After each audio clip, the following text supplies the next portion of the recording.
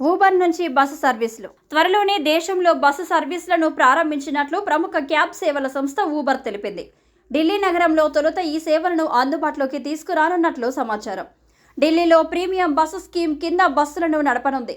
ఈ మేరకు ఢిల్లీ రవాణా మంత్రిత్వ శాఖ నుంచి లైసెన్సులను అందుకుంది. తరహా లైసెన్సు జారీ చేసిన తొలి రవాణా శాఖ ఢిల్లీనే కావడం విశేషం. ఢిల్లీలో బస్సులకు విపరీతమైన డిమాండ్ ఉండడంతో ఇక్కడ బస్సులను ప్రారంభించాలని నిర్ణయించుకున్నట్లు సంస్థ అధికారులు తెలిపారు. దేశంలోనే ఈ తరహా లైసెన్సులను పొందిన తొలి సంస్థగా ఊబర్ నిలిచింది.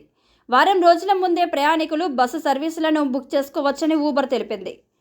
బస్సుకు సంబంధించిన అన్ని వివరాలను ఊబర్ యాప్లో తెలుసుకోవచ్చని స్పష్టం చేసింది.